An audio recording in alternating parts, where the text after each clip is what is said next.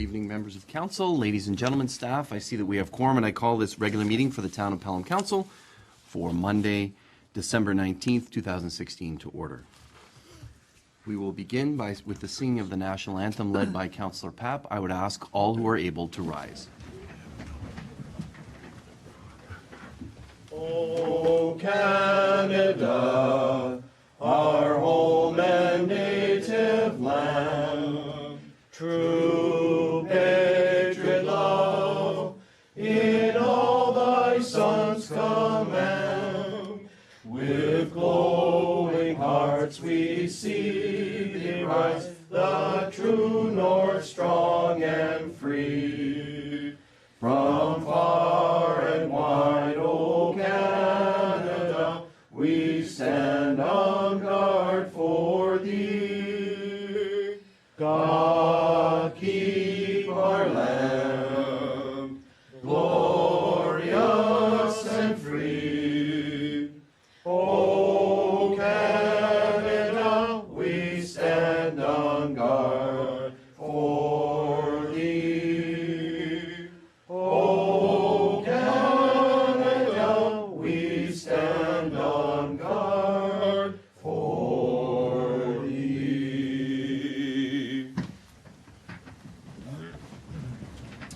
Thank you very much, Councillor Papp. Ladies and gentlemen, it's always nice to have a good crowd to sing the national anthem, so thank you very much for joining us this evening. The first order of business is approval of the agenda.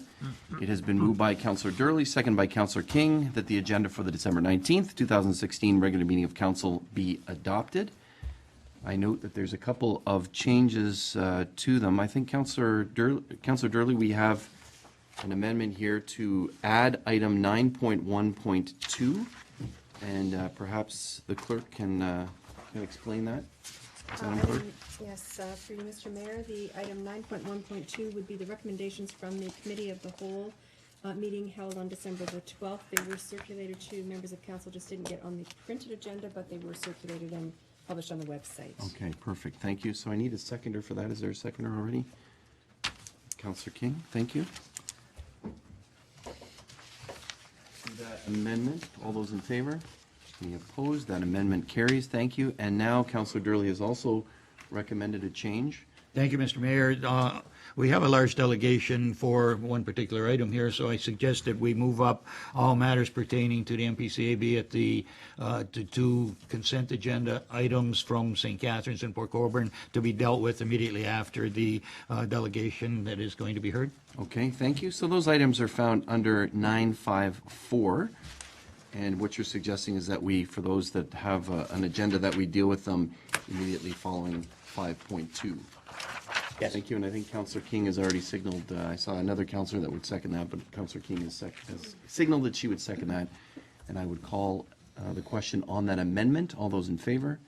Thank you. That amendment carries. Are there any other changes to the agenda? All right. Well, let's call the question on the agenda as amended. All those in favor? Any opposed? That motion carries. Thank you. Next is disclosure of pecuniary interest and the general nature thereof. Do any members of council have any conflicts of interest they need to declare? Councillor Papp. Yes, Mr. Mayor, under 9.5, information correspondence item, 9.5.1, the law firm of Sullivan and Mahoney regarding Saffron Meadows subdivision. That law firm does work for our agency, and I could be considered in conflict if I commented. Okay, thank you. That has been so noted. And perhaps, Councillor, when we get to the consent agenda, that you lift it for separate consideration. I will. Okay, thank you. Any other conflicts? Can that be so noted that there aren't any? Thank you.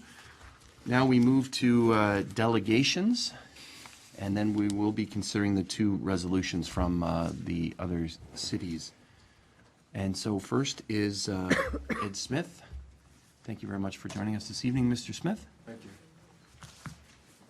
Is there a mic, anything for me to do? It's just speak. It should be able to pick you up on the microphone. So thanks very much for joining us. So, Mayor Dave, councillors, ladies and gentlemen, all the protocol of this council is respected.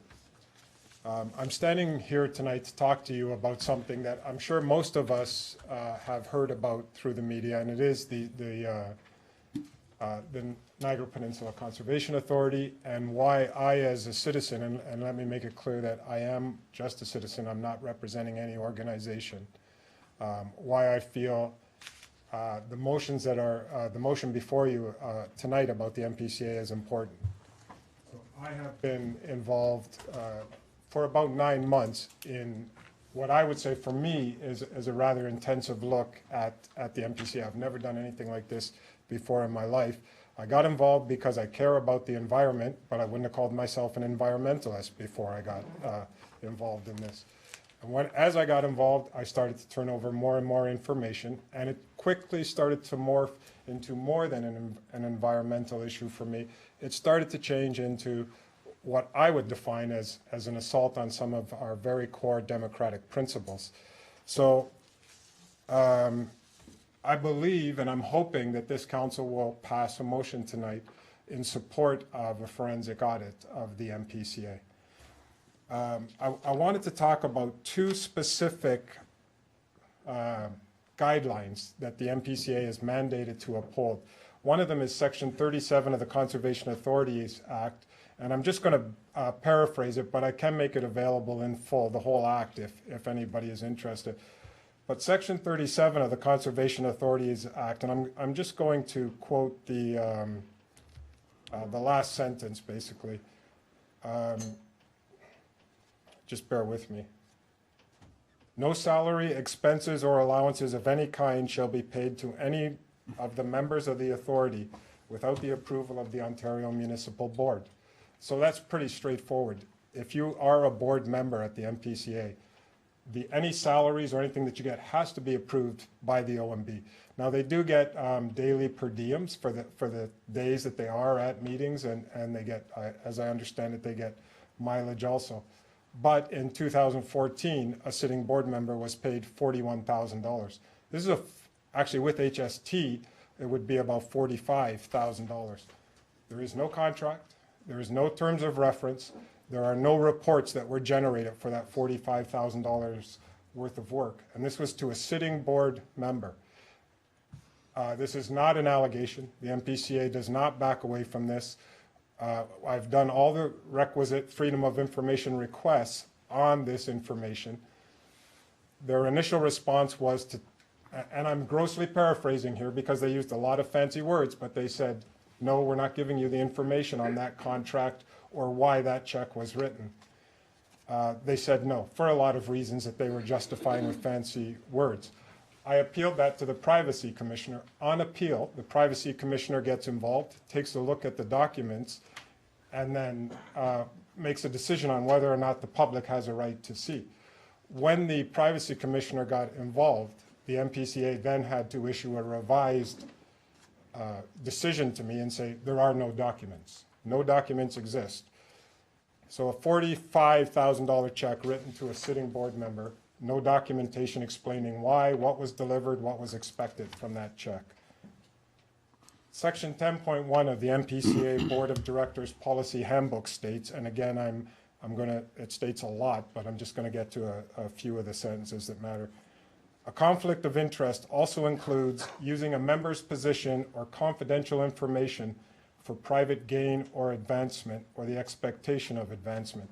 So basically, if you're on the board, you're in a conflict of interest if you use any information. And I think for people of your status, these are pretty well bread and butter issues. You understand all of this stuff. You live and breathe it daily. And yet 2 board members accepted positions. They were hired directly from the board into senior management. One sitting board member was hired as the CAO. Another one was hired as the manager of corporate services, and now serves as the corporate services director. So these are people being hired directly from the board. Again, when first asked, the MPCA will give a response like, well, they stepped down from the board. But if you go back to the minutes, in fact, they did not step down. They took a leave of absence from the board to apply for those positions and were hired for those positions. And in fact, the CAO was hired for the position immediately after he wrote the terms of reference for the position. So the MPCA has some management issues. Also, in the last two and a half years, 21 people, 1/3 of the staff has been released for one reason or another. This is not downsizing. They have hired back all of those people. The qualifications of many of those people who have been hired are in question. The people who were let go were highly qualified to do what they were hired to do. So we have 1/3 of the staff let go in the last couple of years.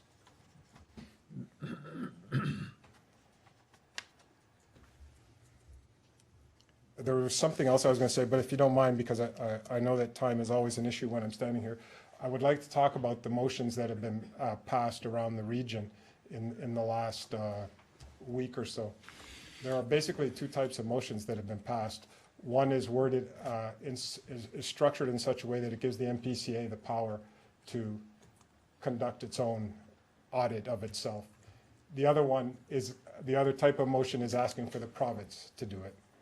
I would say that we, the citizens, all of the ones that I'm in touch with, and it is now into the many of hundreds that are emailing me, want provincial look into what's going on at the MPCA.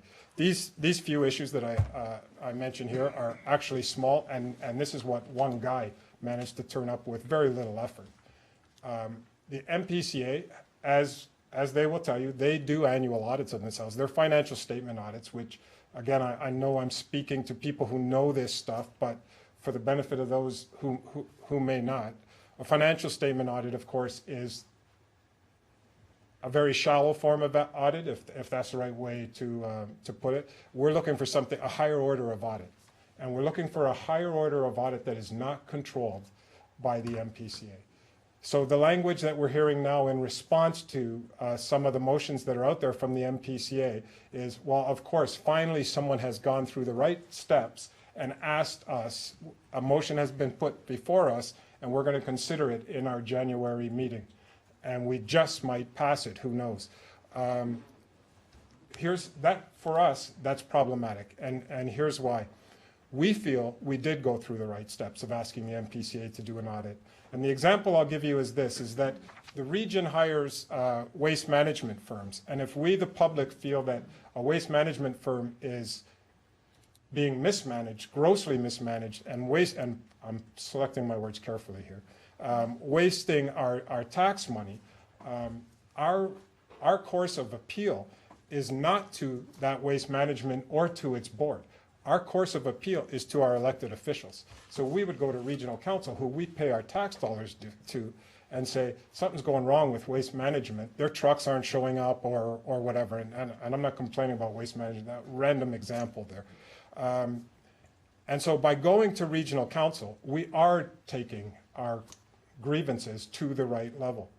We did that in April of this year, and it was specifically saying there are problems at the MPCA. None of us in this room, well, maybe Mayor Dave, because he's on the regional council, so he does get to vote, but I mean, the electors at large do not vote for the MPCA board. We vote for our regional councilors. So if we feel there's a management issue, our approach is not to the management of the MPCA. Our approach is to our elected officials at the regional council, and we took that approach.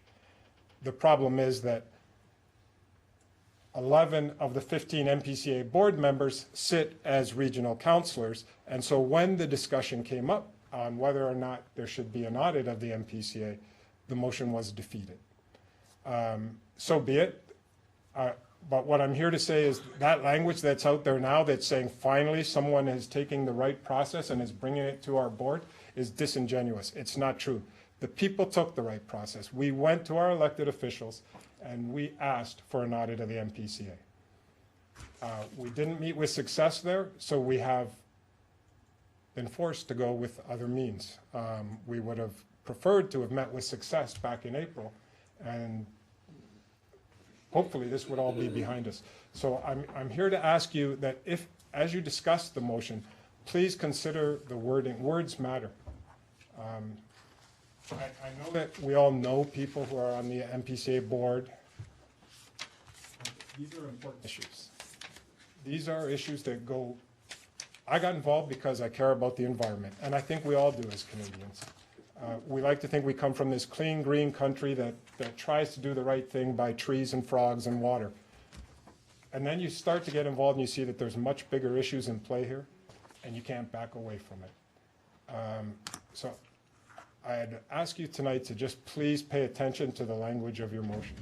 And really, that's all I was here to say.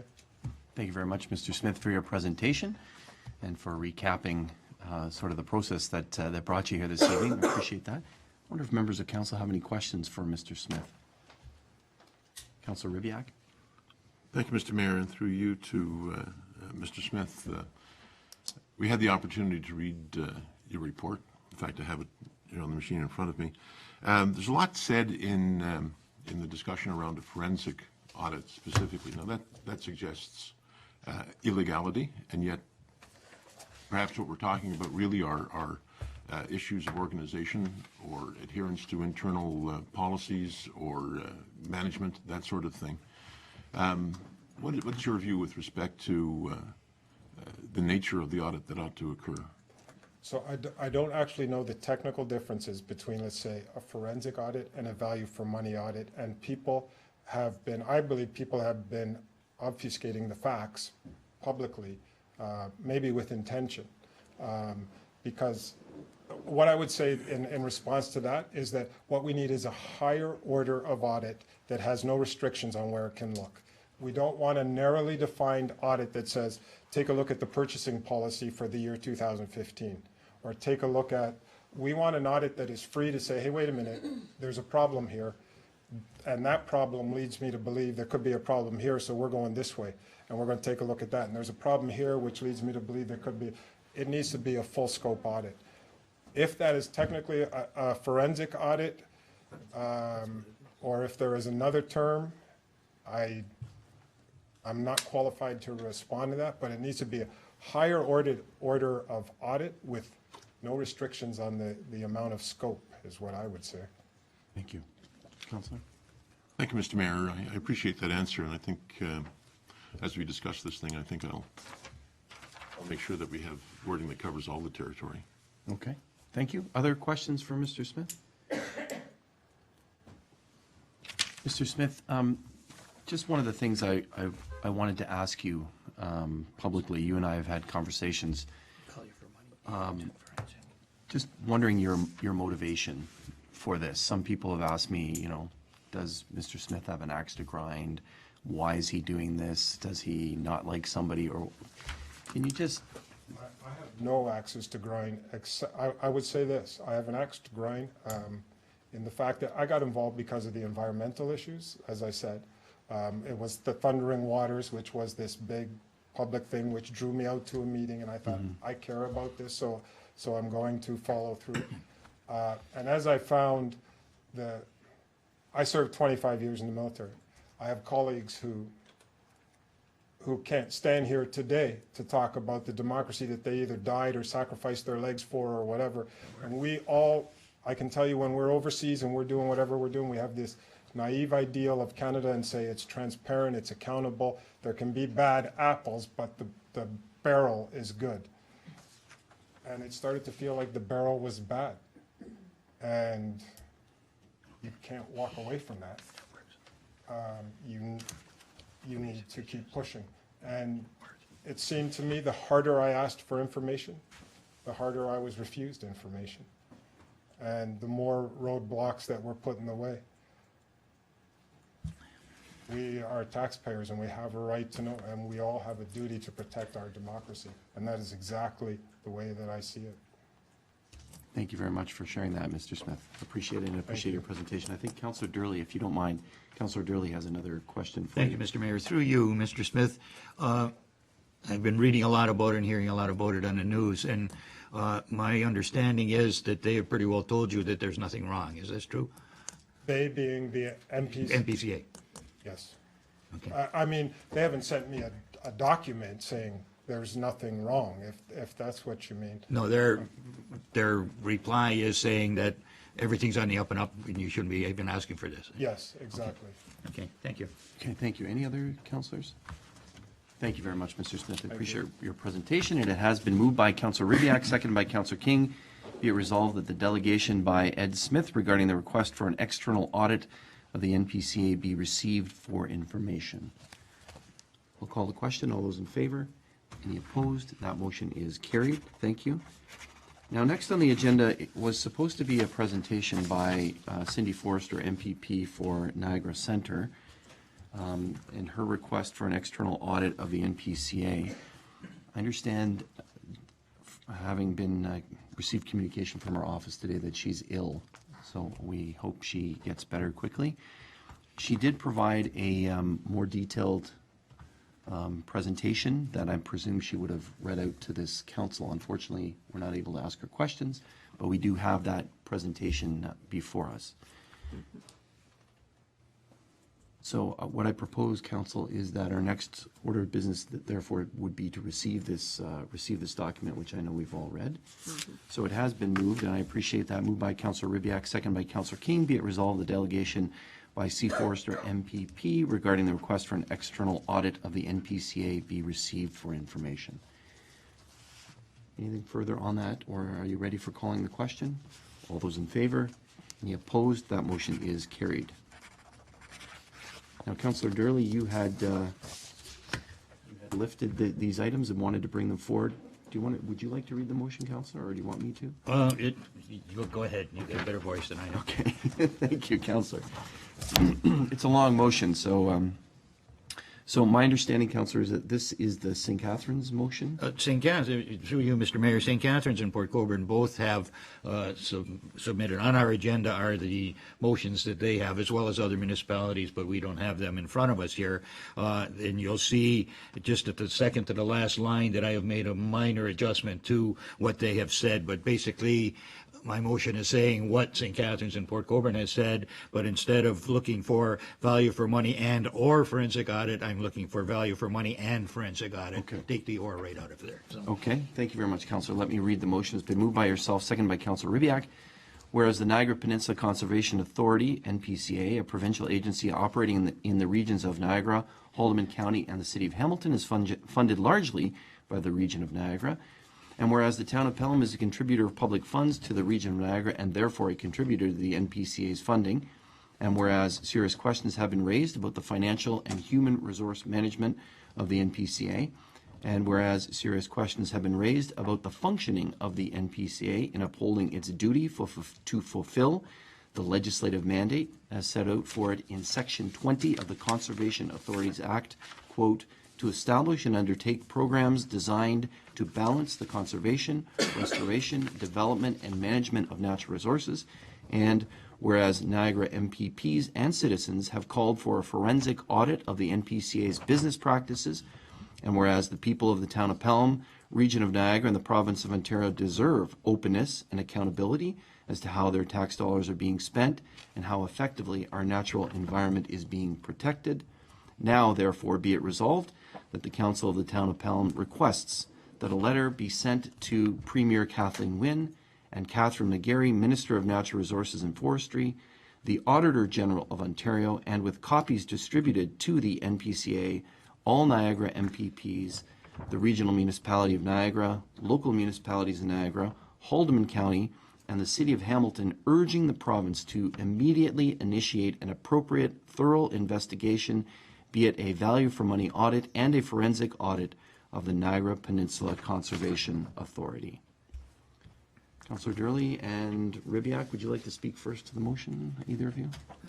It's to me obvious that there's something there that needs to be cleared up. If there's nothing there, then that's fine. But if there's nothing there now, it will definitely show that there is nothing there. If there is something there, it needs cleaning up. So this is the motivation behind my motion in this.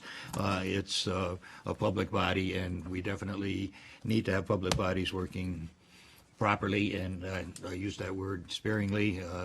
Transparently, I guess, is the word we're looking at, and apparently there's some problems with transparency at this particular time. This should clear it up, and I hope it does. Thank you very much, Councillor. Councillor Ribbiak?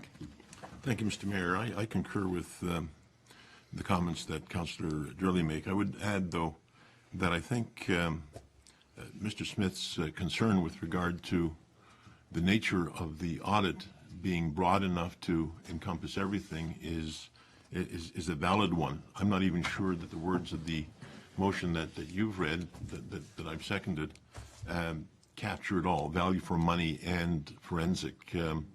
So I don't know where we would get advice at this moment with regard to what the appropriate language would be to cast the net wide enough to pick it all. But certainly I would, in my mind, that's the intent of that motion, not to restrict it to one set of rules or another set of rules, but rather the whole thing. And I think it's really necessary, and I'll repeat, I guess, or paraphrase what Councillor Durley said, in a transparent world, it's not for an agency to say, you know, yes, I know that there's a scent of something here, but there's nothing to see here, move along. I think it's to open the doors and let the light in, and if that's really something that we need to support and endorse and make happen if we can. So I will support that, but I would hope that the full intent of what we're wanting to do is reflected in that motion. Okay, thank you very much. Thank you, Councillor Durley, Mr. want to Mayor. respond to Yes. that? Through you, the wording towards the end of that, therefore be it resolved, initiate an appropriately thorough investigation. I think that implies that we have to look at the total scope rather than anything in particular, and I think that wording is enough to clue in the people that are auditors and know all of these things, that they will be able to form just exactly what kind of an audit is necessary and exactly what kind of result we need to get from it. Thank you, Councillor. Thank you, Mr. Mayor, and through you, if those words indeed capture it, then I'm happy with it. My experience tells me that when words like appropriately are used, that's kind of in the eye of the beholder, and I'm a little concerned about that. But if we feel that that's sufficiently strong to do what we want it to do, then by all means, let's use those words. Okay, thank you. I'm Councillor Durley, and then I'll prepared to turn amend others. that and remove the word appropriately if in fact that would make it stronger, in your opinion, and just say a thorough investigation, not appropriately. Okay, I'm Absolutely. prepared to do that if in fact the consensus is there for that. Let's hear from colleagues, but, Please. okay, thank you. Councillor Kersey and then Pap. Thank you, Mr. Mayor. If I might make two suggestions to broaden the scope. Instead of having appropriately thorough, put unrestricted. That is the broadest sense. And also, the audit may not capture things that, such as conflicts of interest, et cetera. So if we include a management review, that should allow the management to be looked at in context to their bylaw, operation bylaw. So I would like to propose those two amendments if the movers would accept those. Okay, well, let's deal with them. One is in keeping with what the movers suggested, and I propose that we actually go through the amendment process on the motion because is of such importance. So the councillors suggesting, Councillor Durley and Councillor Ribiak, immediately initiate an unrestricted investigation. Would you want to make that motion, Councillor? I will, Mr. Mayor. And Councillor Durley, would Yeah, you second that? that's fine. Okay. Sure. Any You wanna get it further discussion on the removing the words "and appropriately thorough" and adding unrestricted? All those in favor? Any opposed? That motion carries. Okay. And now, Councillor, to the other, be it a value for money, the wording of the motion is unrestricted investigation, be it a value for money audit and a forensic audit. You wanted to add the words a management review and a management review? Okay. So, Mr. Mayor, Councillor perhaps Durley? organizational audit? Sure. Okay, that gets not only staff, but it gets the board as well. Councillor Papp has some, not experience necessarily in this happening, but can we I've had just a- turn to our colleague and get some feedback? I've had a lot of experience in this. So aligned with a forensic audit, that you would undertake an organizational and operational review.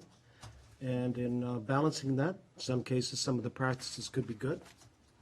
In some cases, if they're not, then they would be identified along with whatever remedies are necessary to change whatever financial practices are, and for that matter, I'll use it much more succinctly, because I just went through this, is to change the business model so that it becomes exactly what it should be to meet the demands of its constituents, its requirements. So organizational operational reviews are usually quite comprehensive as well, along with the financial audit as well. That's what I would suggest. And I'm also looking at it, and I respect what Mr. Smith has said about, the transparency, but I'm also looking at if there are things that are working well, they will come out of a review like this. It'll say these are the things that are, and there may not be just a few, but you need to look at it from the context of what are the remedies that are needed to make sure that the business model is working effectively today and will continue to work effectively down the road and be accountable to those who are the jurisdictionally have power over it, which ultimately includes our taxpayers as well. Thank you. Thank you very much, Councillor. So Councillor Durley, you suggested an operational audit. Councillor Papp is suggesting an organizational audit. Councillor Papp is suggesting an organizational and operational. You said review. Maybe we should use the word audit is what I'm Yeah, you kinda could do hearing. an audit. So can we Audit suggest an organizational and operational audit?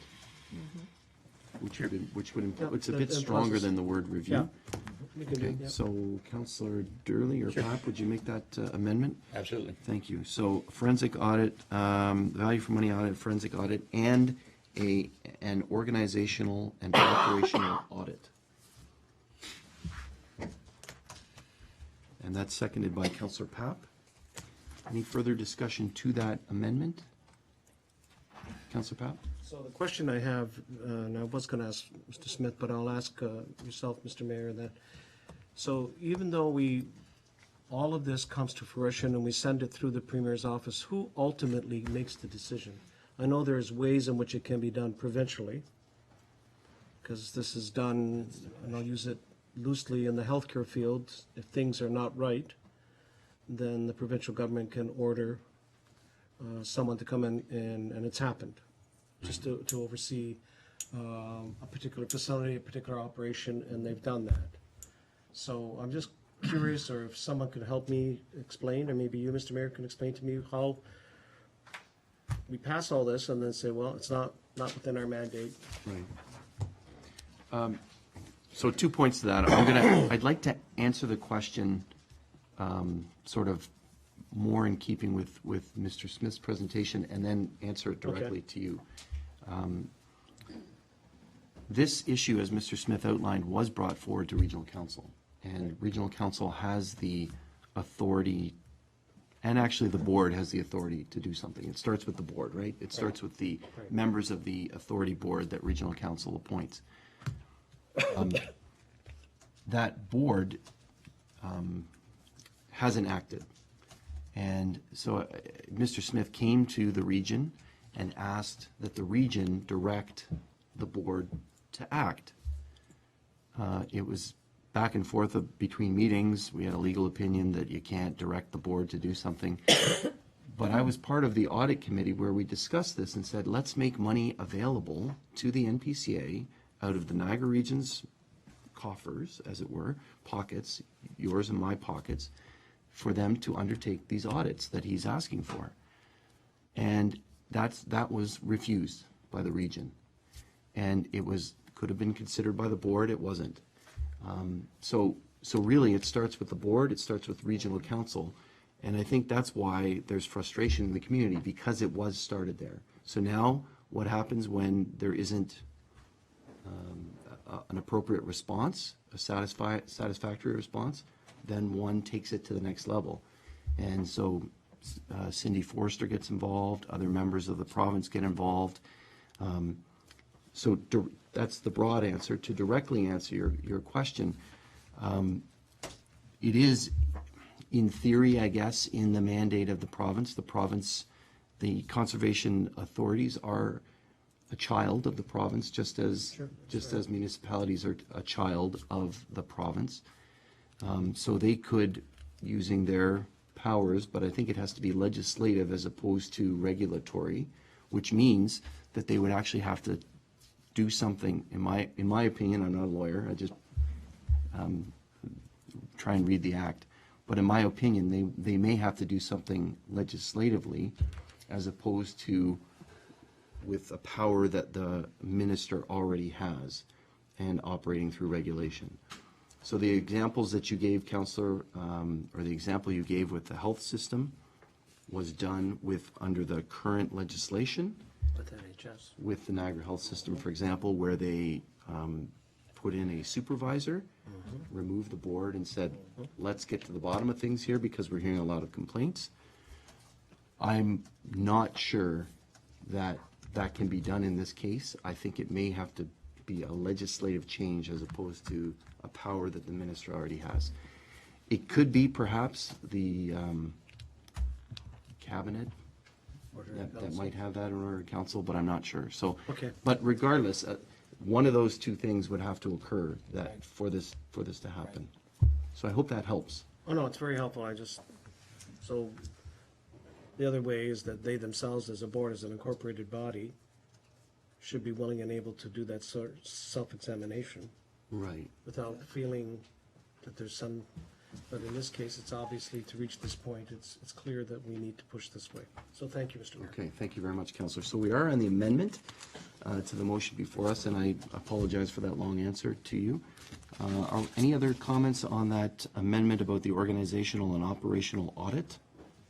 So I'll call the question on the amendment. All those in favor? Any opposed? That amendment carries. Thank you. Any other discussion on the motion as amended a couple of times?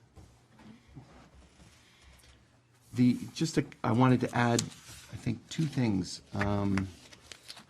to what I've already said. One is that I think the wording that perhaps Mr. Smith used in terms of a financial audit, the language of a financial audit, I've come to learn from serving, is that a financial audit can look at things that are material in nature, and it's a certain percentage. So if it's, in the case of the town of Pelham, if it's a $15 million operation or whatever that is, or the NPCA sort of similar size, you're not necessarily going to get down into a $41,000 or a $25,500 expense. It's larger expenses generally that they look at, unless specifically directed. So it's something that's called material. So that's important. The final thing I'll say is I'm very pleased that you've brought this to our council and that Ms. Forrester has brought this to our council and members of the public are here. I recognize certainly some of the members of the public that have shown concern at Niagara Region on this issue, and you know that I've shared your concerns as well. So I am concerned with some of the operations and some of the things that I've heard, and I think it's important, as Councillor Durley has said and others have said, that things be open and transparent, and we shine light, I think, as Councillor Durley said, shine light on the issue. I'm hopeful that by adopting this now amended motion that may occur, as we outlined earlier. So thank you again. Any further comments by members of council? We're ready for calling the question on the motion as amended. All those in favor? Any opposed? That motion carries as amended unanimously. Thank you very much for your presentations. Thank you, ladies and gentlemen. We do have, the clerk has reminded me, we do have to receive the motions from St. Catharines and Port Colborne, the resolutions. Councillor Durley, will you move that? Absolutely. Councillor Ribbiak to receive? Absolutely. Any questions or comments? All those in favor? Any opposed? That motion carries. We've received those resolutions. Thank you very much, ladies and gentlemen, for coming out tonight and showing your support and for your ongoing work on this issue. Let's hope that this helps in the process. Thank you. You're invited to stay for the rest of our meeting.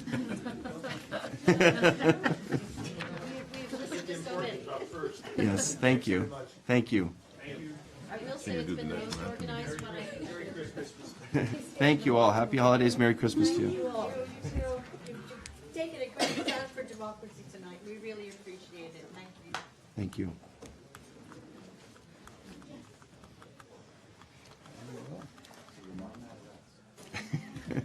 First time in history. Thank you. This is good. Motion to adjourn? Usually, I think Theo's joking. Usually folks fill the chamber to be mad at us, but Move the rest of the agenda, please. thank Let's you. not press our luck. Maybe our next presenter's mad at us. We'll see. Never know. Councillor Beatty, thank you for joining us.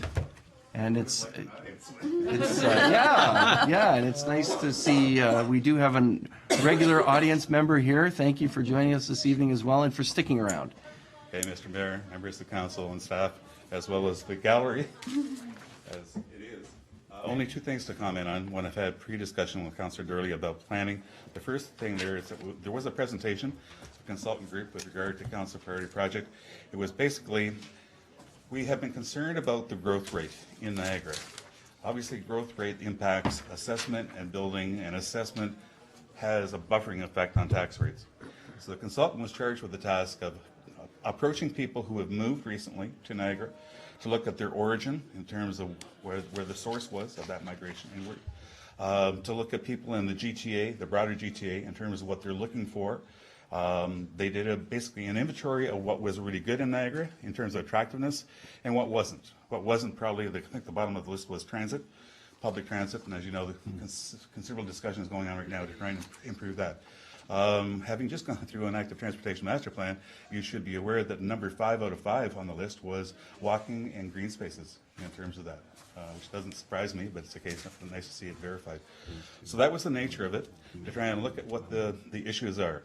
Part of the discussion goes into the fact of we by and large have not had the growth that Stony Creek, Burlington, Milton has had in the last 3 decades. And so we're, as a community, I think, used to larger lots. We're not necessarily quite ready to adopt the notion of the smaller lot, the higher density issue. But that is the key in terms of bringing new people here. The affordability that results from smaller properties and smaller housing units, perhaps townhouses, stacked townhouses, et cetera. So that was the nature of the discussion in terms of we have a very, very low growth rate demonstrated for the last number of years. What can we do to augment that? And that was the nature of the consultant's presentation, to try and look at the things that could be done to promote Niagara and who the demographics would be. The unfortunate part from my perspective is the demographic is one that is not, in my view, going to be sustainable long term. The demographic are empty nesters. People are selling houses for twice the value that they would buy them for here, coming with that nest egg in terms of investing in the latter part of their life. That, while that's beneficial in the short run, it obviously has impact on healthcare within the next 10, 15 years. It obviously doesn't help our school situation and the declining enrollment situation on that. So that was basically, I think, the message of the consultant's report. Hopefully, Mr. Durley, that will give you some better answer than the short one-liner that's here. Councillor, if we Yes. can we just pause on that for a moment, if you don't mind? Councillor Durley, did you have any further questions for the councillor? Thank you, Mr. Mayor. Through you, just that one line on there, it was confusing. I had, problem understanding exactly what it was, but the conversation we had prior to the meeting and what you've just said now certainly clears it up for me, and it gives me, definitely there's a whole new direction that needs to be followed, and I appreciate that explanation. Thank you. Okay, thank you, and I think we'll circulate that report. Now, the reason I also asked you to pause, is because I was going to say the City of Welland, but really representatives from the City of Welland appealed to Regional Council last Thursday, and were concerned with their, I'll say in quotes, allocation that they were receiving under this project update. It was really just received for information, but they were concerned about that. So it will come back to Planning Committee at our next round in early January. Actually, that's the third bullet down that William was concerned about. But yes, it was related in terms of the fact. The first one was the presentation from consultants about, how we get people to move to Niagara. The third one, which is for all communities, forecasting out to 2041, what growth rates are. And you're quite right. I looked at Welland's numbers and said, doesn't look right to me. Partly because, and I mentioned it during the debate, Welland is basically the center of the economic growth center that we're talking about. We've had significant attraction already for 2 firms, the GE Brilliant plant being the most significant. We have reason to believe that there will be those that will follow, their secondary suppliers, et cetera. So Welland seems to me to be situated in a very good situation in terms of potential growth. So that will be looked at, as mentioned, before the next term of. So we'll make sure that we circulate both of those reports to members of council. The motion, I think, is, in that case, to simply receive and circulate, but we'll pre-circulate that to you so you can have that before January. Thank you, Councilor. You had another point that The you only wanted to other raise? one was, because there's been so much press on it in terms of over the last 2 years of this term, received several presentations from citizens, very informed presentations from citizens, I must say. Was really, really unbelievably surprised in terms of how detailed. Some people have done research and gone to various municipalities to look at what they've done, how they report issues that are basically brought to the public's attention, et cetera. So the Integrity Commissioner, we did pass a motion to re-engage an Integrity Commissioner. It's my personal opinion, long overdue. I think we made a mistake by not continuing with it beforehand. The chair did say that a report would be forthcoming. I think he indicated that in this year alone, he's had 15 complaints with respect to councillors. 8 councillors, I think, was mentioned, but 15 incidents altogether. He will make that report public, but that's a concern. It really is, to have that number of integrity issues coming forward in that short period of time causes us to reflect on the fact that we didn't have the Integrity Commissioner. The chair has tried to manage it by himself, but he himself has said he doesn't have the full tools to be able to deal with it in the proper fashion. So that's, I think, a very good direction, although long overdue. Okay, thank you very much, Councillor. Any questions for Councillor Beatty on that item or any of the other items in his report?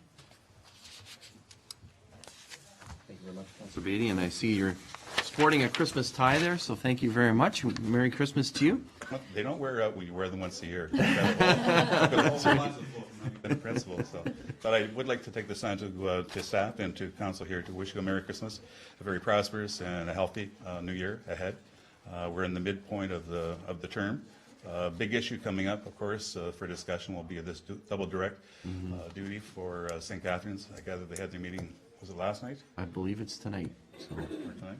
yeah, I haven't heard yet what That done, happens. and hopefully by the time it comes back to Region Council in January, February, we'll deal with the matter, and then if successful, it will come to you as part of the triple majority action. Okay, thank you. Councillor Papp has Very quickly Question for through you. to both of you. I wanted to congratulate the region in particular, since I'm familiar with this new housing allowance with Okay. Bethlehem. I think I would like that information to be shared with our town, and particularly our Pelham Seniors Advisory. There are implications as we start working towards housing for seniors that are affordable. So that is ingenious.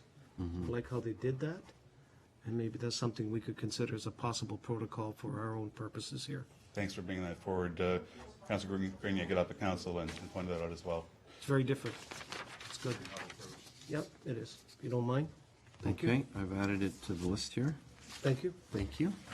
And so it has been moved by Councillor Durley, second by Councillor King. Be it resolved that Regional Councillor Beatty's report dated December 19th, 2016 be received for information. And with those 3 reports to circulate, I'll call the question. All those in favor?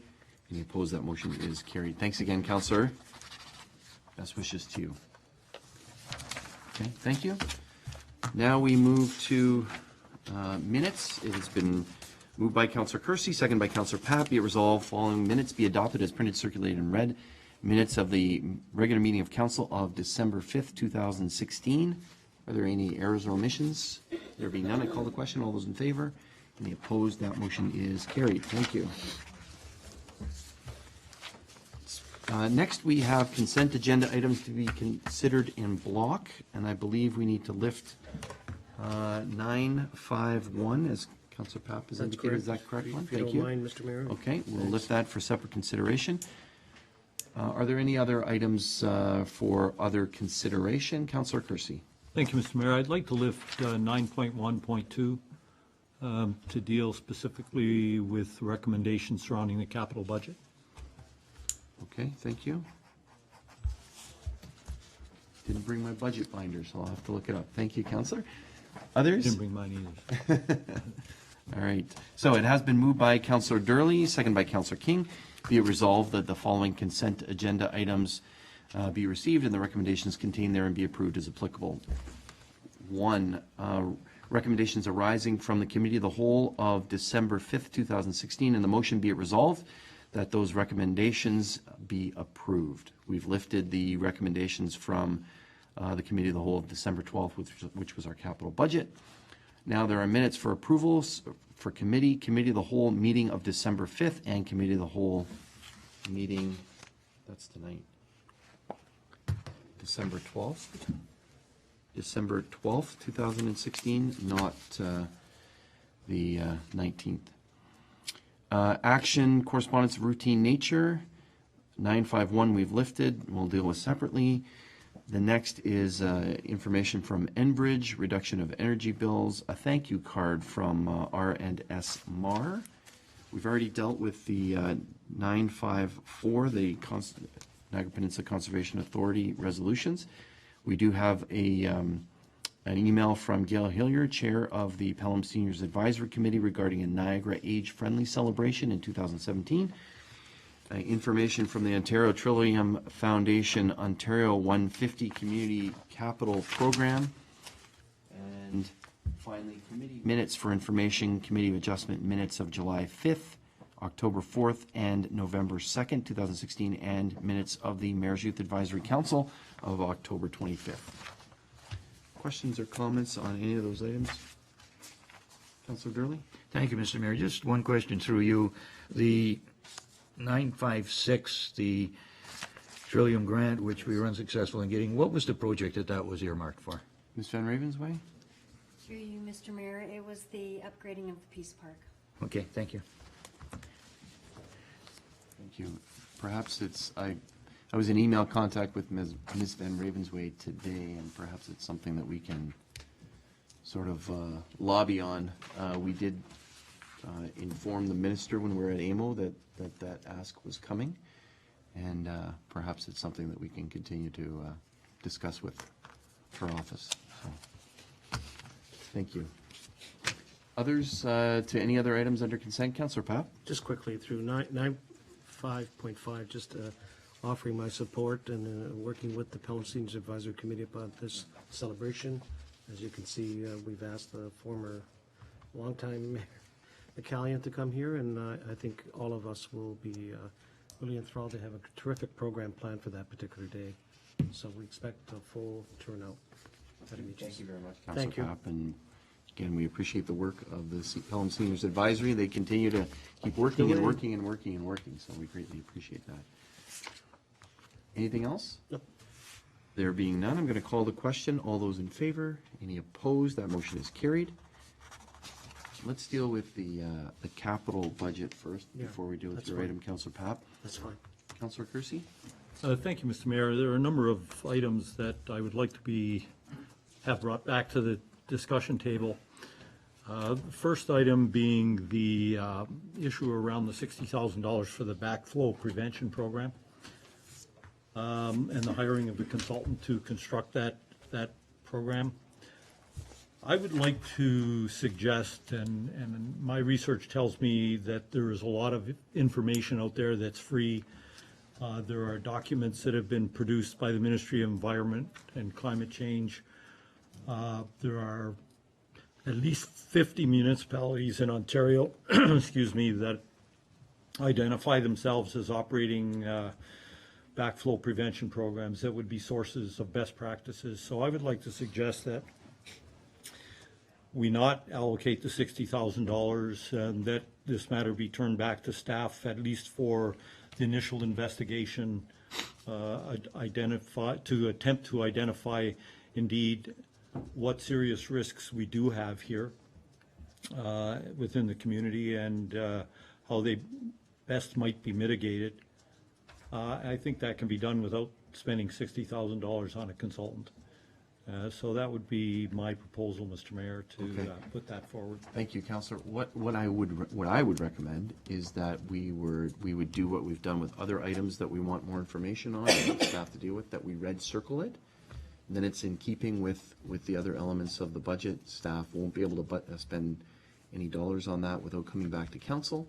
And then the items that you've identified for a report will come back to us for information. That's what I would recommend and how we deal with it.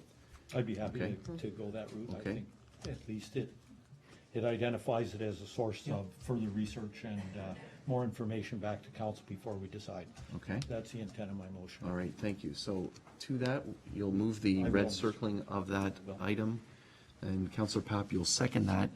I believe the clerk has captured some of what you were looking for here in terms of the best practice, and attempting to identify what other communities have done, what might be the best area for mitigating that. So I think staff have also taken note on that. So we do have that amendment. Any other speakers to the amendment? I'm not sure which number that was in the budget, but no doubt we'll let the clerk, if you can allow the clerk that latitude to do that. I'm going to call the question on red circling that item and getting more information. All those in favor? Any opposed? That motion carries. Thank you. And what was the other item, Councillor? Another item, Mr. Mayor, is the issue, again, I feel a little bit uncomfortable bringing it up because I live on the street, but it's for Sulphur Springs Drive. We propose to spend $35,000 on a consultant. My suggestion, Mr. Mayor, would be that we draft either an RFI to gather information free, or we put together an RFP and go out to the marketplace to see what the marketplace might bring forward, rather than go directly to a consultant to spend $35,000. I'd sooner see that money be spent towards the fix as opposed to diagnosing the problem. So I think those are two avenues that might help us go more directly to the fix as opposed to doing more study on the issue. Okay, thank you very much, Councillor. Again, in this case, I'd suggest a red circling, and we'll see if council colleagues agree with that in terms of is there a seconder for red circling that item and asking for additional research on that? Councillor Junkin, in this case, will second that motion. The clerk has indicated, has put in here, but considering you're suggesting drafting a request for information, or put together a request for proposals to see what might bring as opposed to a consultant. Any further discussion on that matter? I would just add that it is, as I think we mentioned during the budget debate, it is a complicated area, but I think some ideas were brought up in that discussion. Can't remember which councillor said it, but perhaps the purchase of property from the park or an easement or something like that might assist.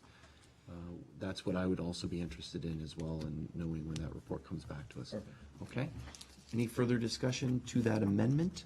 I'm going to call the question on the amendment. All those in favor? Any opposed? That amendment carries. Any other members, Councillor Kersey, any other members or yourself with changes? I have one. You We've said already- two, so I was going to go to somebody else. Oh, but that's fine. No, go ahead. Go, no, bring it back. Go ahead, Go. Councillor. Okay, I wanted to discuss Tice Road a little bit further. I see later in policy P&P, and yeah. P&P, we have a report. And so is that a more appropriate place to discuss Yes. it?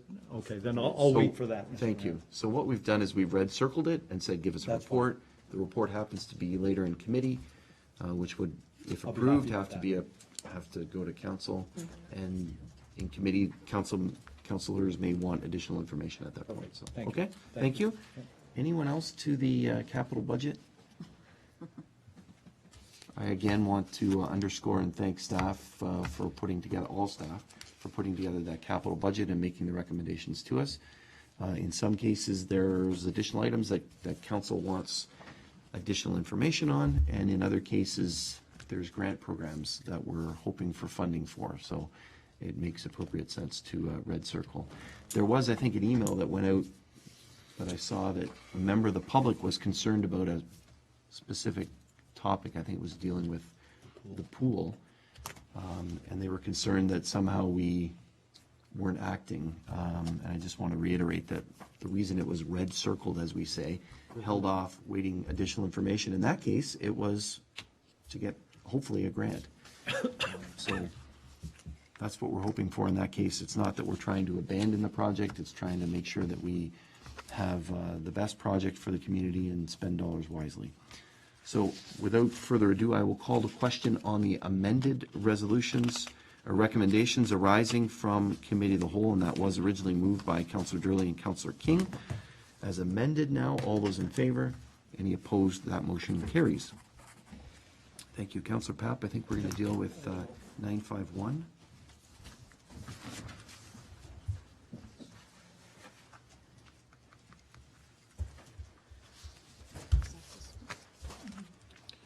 So, council colleagues, Councillor Papp has indicated a conflict of interest in relation to 951, as he outlined at the beginning of the meeting. It has been moved by Councillor Durley, second by Councillor King, that we receive that for information. Any questions or comments? There being none, I call the question. All those in favor? Any opposed? That motion carries. Thank you. Perhaps we'd ask Councillor Papp to rejoin us. Okay, now I'm going to try and find my report here. Pages of report.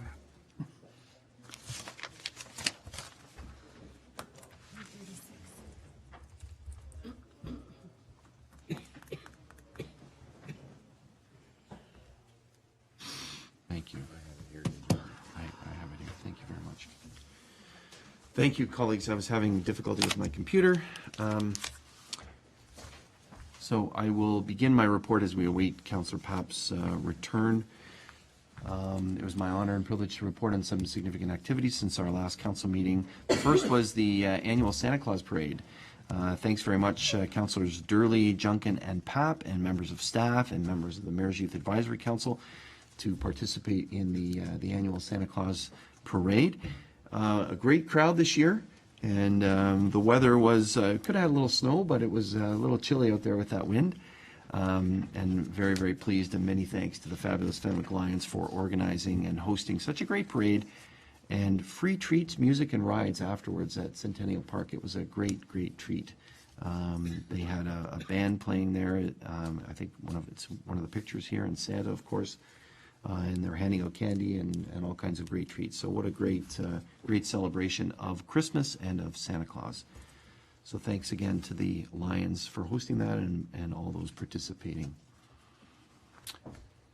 You'll see the picture there in my report about Brian Walker. I offered congratulations, a deep appreciation to Brian Walker at our recent hydro meeting of our holding company, but also this was, he's received a token of appreciation for more than 30 years of service as a member of the boards of Font Hill Hydro, Pelham Hydro, Peninsula West Utilities, and Niagara Peninsula Energy. He is stepping off of that board, and in those cases, Brian not only helped govern those various distribution companies for that period of time, but he also saw two important mergers. So that was the merger between Pelham Hydro and Lincoln Hydro and West Lincoln Hydro to form Peninsula West Utilities, and then the bit of a bigger merger to form with Peninsula West and Niagara Falls to form Niagara Peninsula Energy. Thanks very much, Brian, for your dedication and service. I was very pleased to participate in the Kinsman 55th annual Seniors Christmas Party. It's a wonderful activity that they have at Old Pelham Town Hall. They serve a free meal to seniors, to those that need it, to celebrate Christmas. And Santa Claus arrived again this year, as he often does every year. And I was pleased to bring greetings on behalf of council to the more than 100 participants that evening. It's great use of the facility as well. Very, very pleased to be along with councillors Durley, Junkin, King, and Ribiak, and senior staff, honored to participate and acknowledge some of the significant community donations to name the Accipiter Radar and the Doulaban Insurance Arena. Both of those arenas, I should say, other councillors indicated they couldn't be there for work commitments. But both of those firms, very, very generous in our community, coming forward, stepping up. In the case of Accipiter, to name the Accipiter Arena, it's a donation of $250,000 to the capital fundraising campaign to the community center. And in the case of Doulaban Insurance Arena, it's Doulaban Insurance along with Trillium Mutual Insurance that have partnered together for a $150,000 donation. Very, very strong support in the community, leadership gifts in our community for both of those facilities. Both groups really spoke to how important they feel the facility is for the community. In the case of Dr. Nohara, in terms of the community prospering and growing, and also attracting employees to his firm. And in the case of Doulaban, longtime supporters, and Tom and his wife, they couldn't be there. The president couldn't be there. They're in Florida, but they supported the initial campaign with the initial arena that's there on Hay Street. So very, very strong support, and on behalf of council, I appreciate the strong commitment of those individuals again. And thanks again to Martin for putting together the event, and significant staff that was involved in putting that very successful event together. So thank you. Finally, I was honored to bring greetings and offer congratulations to the organizers of the Emily Bertel Memorial Hockey Game. As I've written here in my report, our hearts of many people across Pelham were broken when we heard that Emily tragically passed away earlier this year from a cardiac arrest. She was an accomplished rower with a winning record, a national champion, and teammates and competitors alike loved her and respected her and her attitude and her determination. It was a beautiful event. They held it at the Welland Arena, and they had a team from E.L. Crosley, and they had a team from the city of Welland facing off, and they had some little tykes there as well. It was a very emotional evening, and I haven't heard how much they've raised, but they're trying to raise funds for a new shell in her name, in her honor, Emily Rose. So on behalf of council, congratulations to the organizers, and deep condolences to the family. That is my report. It's been moved by Councillor Papp, seconded by Councillor Kersey. Be it resolved that my report dated December 19th, 2016 be received for information. Unless there's no comments or questions, I'm going to call the question. All those in favor? Any opposed? That motion carries. Thank you, councillors. Now we move to staff reports requiring action. It's been moved by Councillor King, seconded by Councillor Durley. Be it resolved that council receive the report external audit firm RFP recommendation, and the council approve Deloitte LLP to provide external auditing services for the town of Pelham from 2016 to 2020 at the following rates.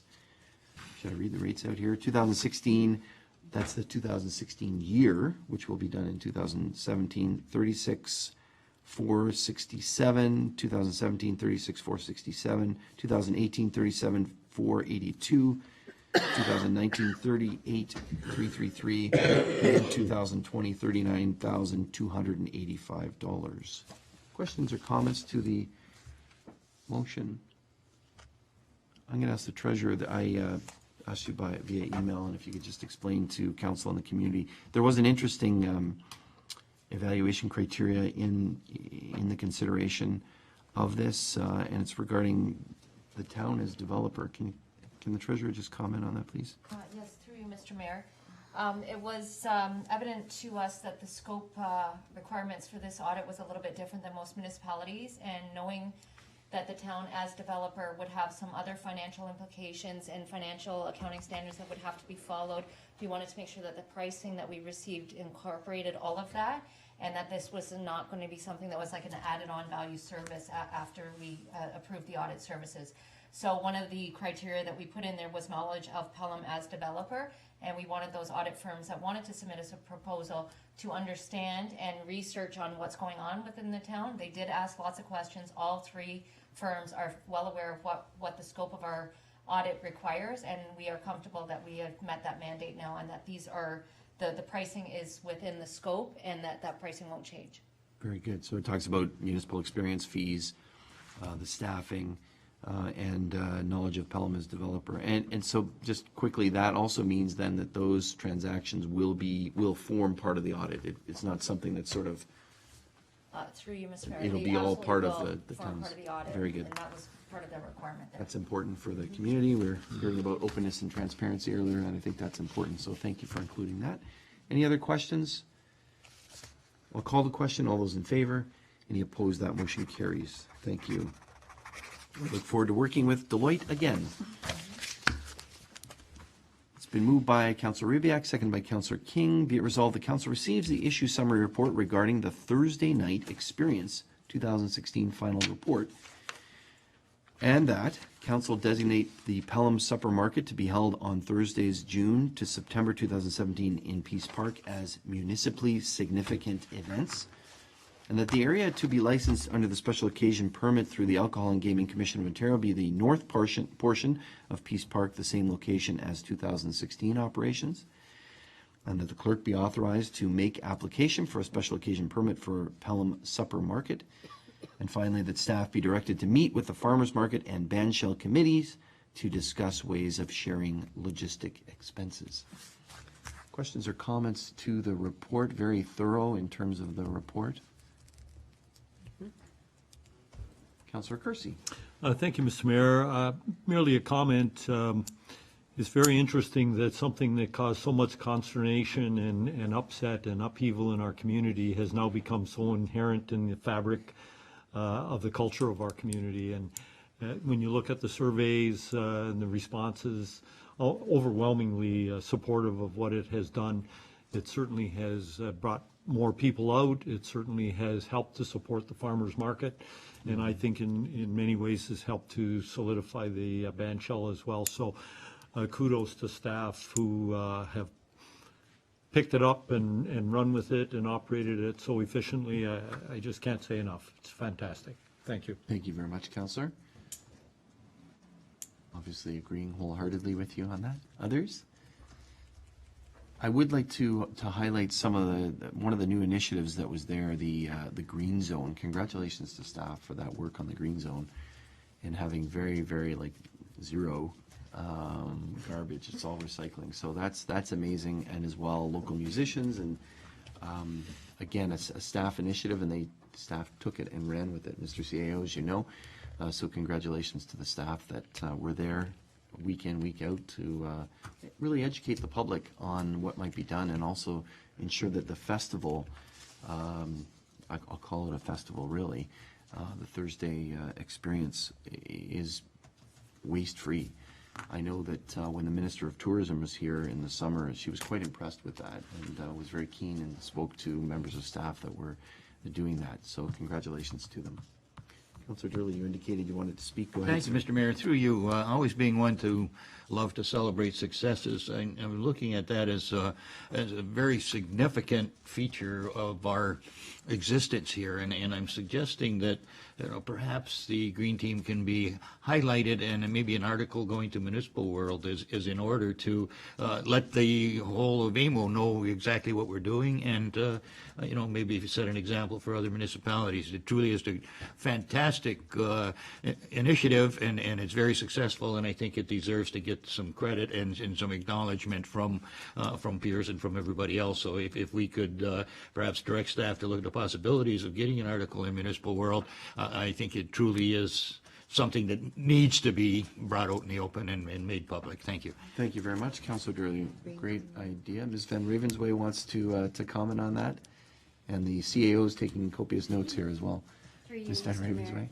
I just wanted to comment that we have applied through Festivals and Events Ontario for a greening award. Great. So hopefully come February we'll be successful in that. Excellent. Thank you. Mr. CAO, any comments on that? No, we will do. Thank you. We'll follow up with opportunities. Okay. Thank you, Councillor. Thank you. And if we're successful in getting that green award, that would certainly be a great headline for the article. Absolutely. Thank you, Councillor. Any others, Councillor Papp?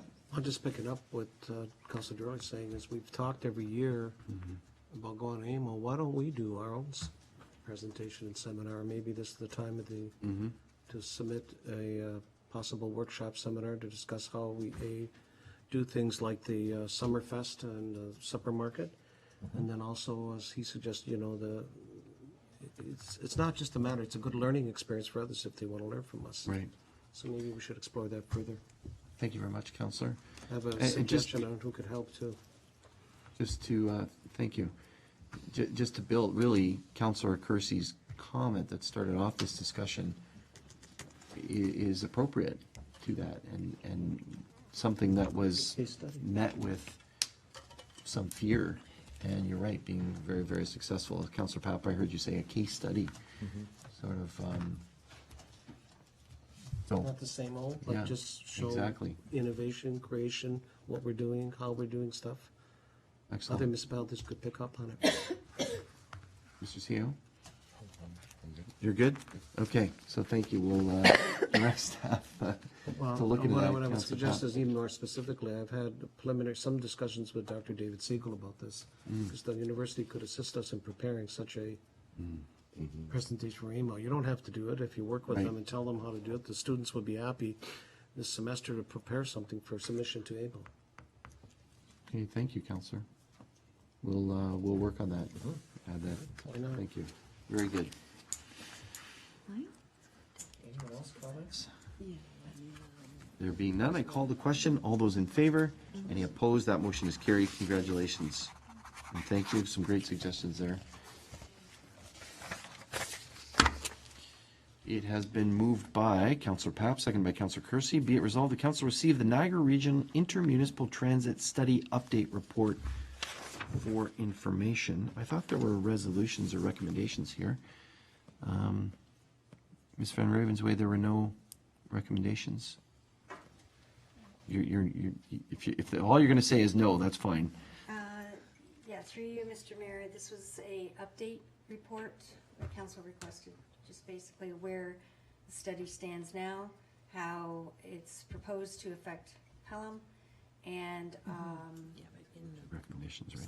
and the recommendation is just to receive it as information. Thank you. There were two recommendations with the report, were there not? Provide a direct link to Route 7075 and provide a direct link to Niagara College?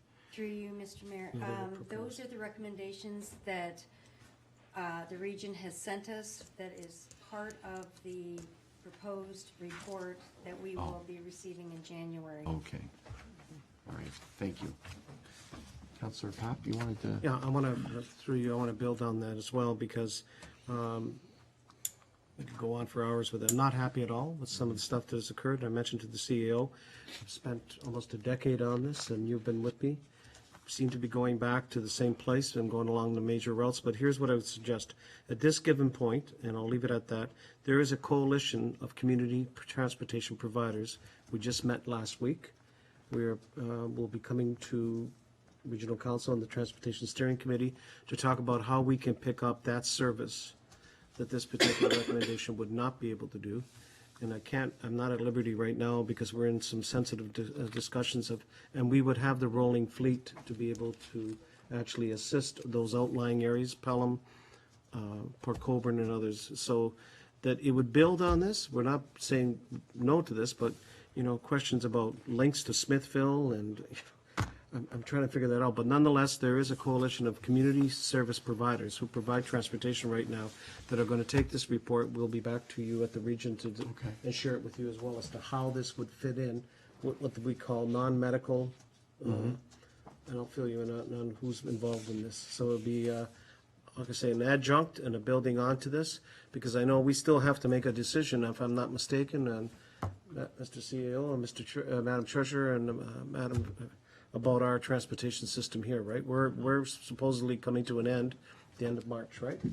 So we'll be discussing that further, not tonight, but I just want to let you know that there's a lot of interest in this from a couple of other community groups. Thank you. All right, thank you very much. I look forward to that. Councillor Kersey? Thank you, Mr. Mayor. Brief comments. I read with interest this report, only to be very disappointed that our fledgling transit system was forgotten. But the other interesting thing that I picked up on, and it dovetails with what perhaps Councillor Papp is talking about, I see that they want to extend service to Smithville and Waynfleet in some small capacity.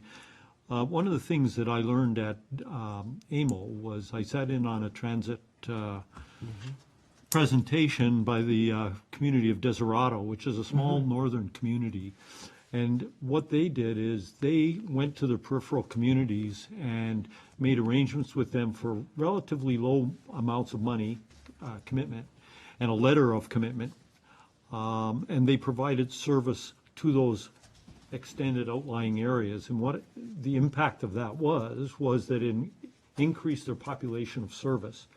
And when you take the provincial gas tax and calculate that in, by expanding your population of service, it increases dramatically the amount of money that you get from the province because it's related to the range of service. So I'd like to perhaps request that staff look into extending our service into these outlying areas such as Waynfleet and Smithville and some of these other areas.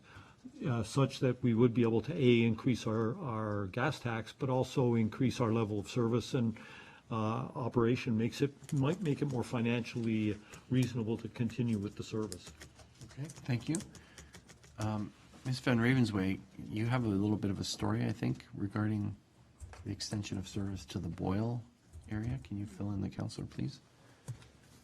Through you, Mr. Mayor, in speaking with our bus, the driver, she is telling us that we already are servicing West Lincoln by riders are being dropped off in Fenwick, and she's picking them up in Fenwick and taking them to, I believe, Niagara College they're being dropped off at. So we're already, but within our boundaries.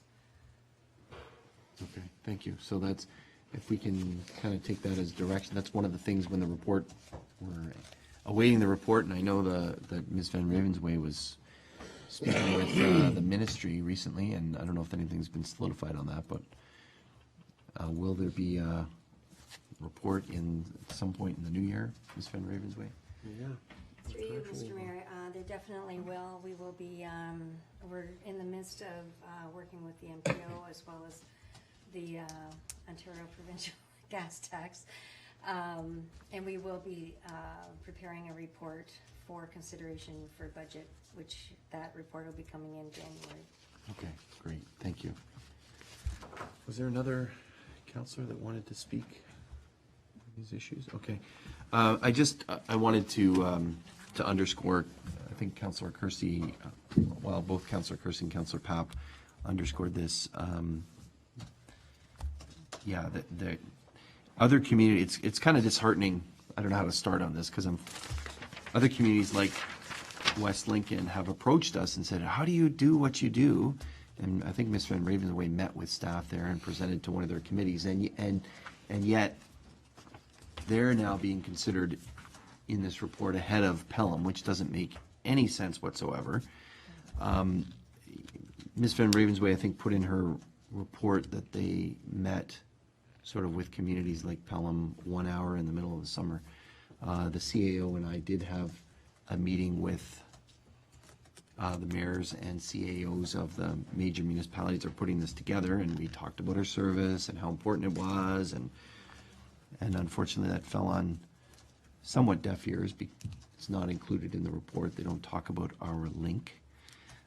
So I think it's important for council not only to receive this report, but perhaps send something.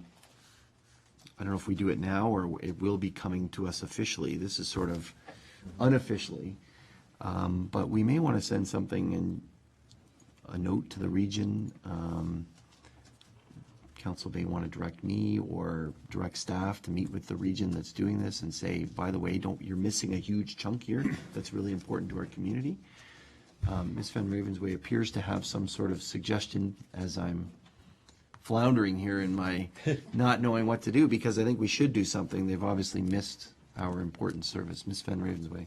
Through you, Mr. Mayor, what the region is telling us is the final report is being prepared by Dylan, and it will be circulated to all municipalities, including the region, on January the 5th, which is right after Christmas. I would suggest that we receive the report and then we respond to the report. there won't be much happening between now and then. Okay. Thank you. Councillor Papp? Well, I think to build on that, both the mayor and myself sit on the Transportation Steering Committee.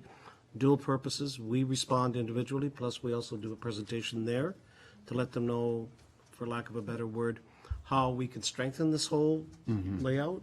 And I will also be in a position, I can't say, to talk about the coalition, which fits right in, and there are a couple of significant players involved, which would then give the region a push to be able to either expand some of the gas tax money to us to make sure the service, I don't want to see the service die, that's the one thing. I do want to see it come to an end. But there are options, and I hope that, between the two of us and the support of council, we can get this thing to help the outlying areas, definitely. Okay, thank you. So we'll do it in that way, coming to the region officially. But I do think at some point we'll probably want some sort of formal resolution from this council to add to the work that Councillor Papp and I will do with the Transportation Steering Committee, and also what the work that staff are doing. So watch for that. Anything further on the report? Being none, I call the question. All those in favor? Any opposed? That motion is carried. Thank you.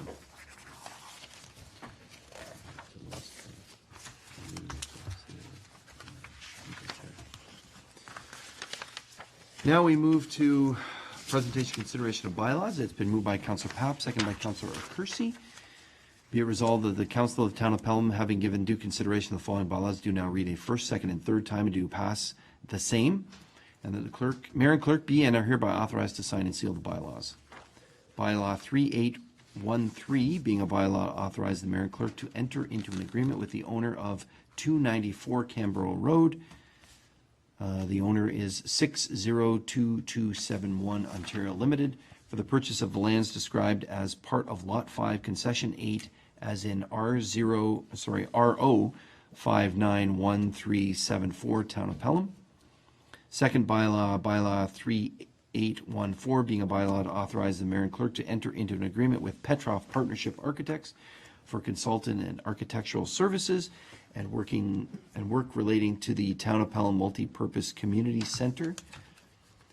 Bylaw 3815, being a bylaw to regulate the supply and delivery of water and to provide for the maintenance and management of waterworks and for the imposition and collection of water rates, and to repeal and replace bylaw 3198, 2011. And finally, bylaw 3816, being a bylaw to appoint Lyle Merritt as building inspector, deputy chief building official, bylaw enforcement officer, and property standards officer for the corporation of the Town of Pelham. I'm going to ask Ms. Weens to maybe comment on the last bylaw about Mr. Merritt, please. I don't think council's officially aware of this. Thank you, Mr. Mayor. Lyle Merritt is an inspector, a building inspector, who used to be here at the Town of Pelham, I think some 4 or 5 years ago. He left and became the chief building official at the City of Port Colborne. He has retired at the end of this month from the City of Port Colborne, and he is looking to work part-time, and so he will be working with our building staff 2 or 3 days a week, augmenting Dale Miner, who also works 2 or 3 days a week, and it's a way to fill that position and with 2 part-time positions. Great, thank you very much for informing council. Any questions to that? Okay, thanks. Any questions or comments on the other? Councillor Kersey. Thank you, Mr. Mayor. I had a couple of questions regarding the item 3814, the architect's contract. So if I may, first question I had is this contract a fixed price contract, or is it, will there be additional fees, and under what circumstance would there be additional fees? Mr. CEO, are you able to answer that, or is the treasurer? Maybe I'll defer to the treasurer. Thank you. Madam Treasurer? Mr. Mayor, this contract would be a fixed-term contract. There should be, and I haven't seen the final version of it coming in, but I know that the one that I did review did have the dollar value in it. It is, yeah. From the point of construction-ready documents for project management, and that's what this service is.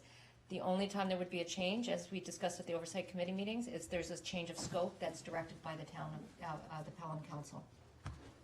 Thank you. Councillor? So, along that line, Madam Treasurer, through you, Mr. Mayor, we did discuss this a bit at the oversight. There has been a somewhat change in size, and there are some changes going on with the plans to cover off that. Will that be additional expenses to us, or is that included in this price? Through you, Mr. Mayor. This portion of the contract is for project management only. Any changes that occurred prior, where the scope design, there was some changes from the ADAC committee originally that council had approved for design changes. Those would have already been taken care of with respect to any changes in cost. This specifically speaks to the project management. So the changes that were for the common areas that were increasing the size, that's already been taken care of. All taken care of. Okay, great. Thank you. Go A ahead. couple of other questions, if I might. Who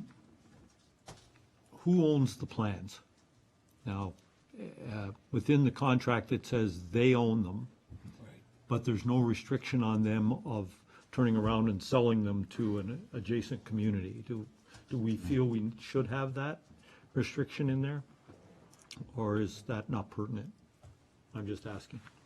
Mr. CEO, can you answer that? Thank you, Mr. Mayor. It's not something that I've ever, encountered as far as a restriction or prohibition on that. I think it's pretty standard. These types of buildings are very unique to individual communities, and and it's tempting for a community to say, well, they just built one, let's go get their plans. But in all likelihood, that's not realistic for a community to do that, because just everything from the site to the geotech and all the stuff that you do before you even put a brick in the ground informs how that building will be built, and there's no one size fits all and that type of thing. So I would think that unless council feels otherwise, it's not something that we would need. Councilor? Okay. Thank you. That's fine if everybody's comfortable with that. The last thing we'd want is to have the community that's adjacent to us to go ahead and build an identical facility after we've spent all the time and effort and money to develop the design. That's why I just raised the issue. Yeah, interesting point to raise. Thank you. The other thing is the designs are cast in paper, but they're developed in CAD. And I wondered, I see in there, it says we do not get the CAD drawings unless specifically amended in the contract. Did our staff look at that and feel that the CADs were not pertinent or not necessary? I'm asking the question. I'm not super knowledgeable on that, but I don't know who can answer that, whether it's yourself or Ms. Clemencio or... Just through you, just to build on the previous question you have with the architect design, it's the Architects Association, the body that they have their certification under, that requires that the architects retain the actual plan drawings themselves. I would suggest that the CAD drawings would be something that we would want for an as-built type thing, because it complements our capital asset management plan where we can put this information into that drawing. So I'm not sure that, I know that they have provided us CAD drawings already, so I think that maybe the contract is that they own the CAD drawings, but not necessarily that they won't share them with the town of Pelham. Thank you. Did you have the specific section? Councilor? Section 7.1. They do specific. It says copyright, according to the architect's instruments of service, belongs to the architect. Right. I don't see a specific reference to There the CAD is a drawings. reference to it. Including all electronic documents. I'd have to look to find it exactly. Perhaps rather than belabor the point in the meeting, Yeah. if staff could look into it, if it's felt that the CAD drawings are important. I know that it's specifically excluded here, except as otherwise specified, so if we need them, let's specify it. Yeah, we should. Okay, so I don't think we need a wordsmith here, but Right. just something to look at, Mr. Mayor. Mr. CEO? Thank you, Mr. Mayor. I'm just saying that for the town's purposes, we wouldn't need access to the CAD drawings because we're not contributing in a CAD environment to those drawings. What we do require, though, is as-built drawings when the project is complete, and that's one area that we really don't follow through a lot of times. So as the treasurer mentioned, that would be something that we would definitely want at the end of the day is as-bills. Counselor? I think somewhere in here, the as-built are are sort of passed off to the project manager. So Yes. Yes. we might want to clarify that point as well. Yes, that's to me the area that we, you know, obviously through Mr. Mayor, we'll look at the CAD drawings. I don't suspect that anybody in engineering is going to want CAD drawings. They're going to want as-built, and so we'll look at two as the same issue, and we'll report back. Okay, thank you. That's great. But we can, your recommendation is still to proceed as it is and come back to council if there's a Yeah, change. we'll clarify that, and if there's no issue, we'll just proceed. If there is an issue, we'll bring it back to council Okay, for thank you. consideration, if that's okay. Okay. Counselor? I have one more Okay. point, I guess. Go ahead. And it hinges around design errors and omissions as well as liability. And in the contract, it's, the liability of the architect is specifically limited to the amount of insurance that they carry. Do we know what their limit is? We're talking about a $32 million project here. If they're carrying $1 million in liability and errors and omissions insurance, that's probably a little deficient. So I'm just wondering if we've dealt with that issue as well. Through you, Mr. Mayor. Go ahead. They are carrying more than $1 million. I can't remember if it's the 2.5 million or the 5. I can get clarification for council. But they are required under the Architects Association. Again, this clause is specific to that. And when we tried to have an agreement signed previously with the first part of the contract, the Architects Association would not let them sign our agreement because we weren't allowing them to cover that. Its insurance amount was much less than what they were required to cover under that. So I will confirm with you and bring it back to the next meeting. If there's an issue with it, we'll also make sure that it doesn't get signed until then. That's fine. I'm happy with that. Okay. Thank you. Thank you. Thanks. That's Counselor Pat? No, I think Councillor Kersey, just past experience has been clarify the CAD requirements, proprietary rights, and what belongs to us, what belongs to them. So I think it's been sufficiently covered. Okay, thank you. So, are you I'm just gonna tease this out, Madam Treasurer, because you said we wouldn't sign it until those things are clarified. That's what you're recommending at this point? Mr. Mayor, yes, unless, we want to look into the CAD drawings and the ownership Yeah, of you need those to do drawings that. and the as-built, as well as and it could be simple phone call with our legal advice. And if everything is fine with that, then we could have them, if they're not fine, if those issues become more problematic, then we would bring those back to the next meeting for Right. council to sign. Right. Okay. Okay, as long as that's understood. Yep. The clerk and I will await hearing that on your behalf, and if there's an issue, we'll bring it back to council, and we won't sign it. Okay? Yep, that's an issue. Anything else? I'll call the question. All those in favor? Any opposed? That motion's carried. Thank you, colleagues. Now, we do have some closed session items, and as we normally do, it's been moved by Councilor Rybak, second by Councilor King. Be it resolved that council recess the in-camera portion of the meeting and reconvene immediately following committee of the whole meeting scheduled for this evening. I'll call the question. All those in favor? Any opposed? That motion is carried. Let's take a 3-minute break before we start committee. Thank you.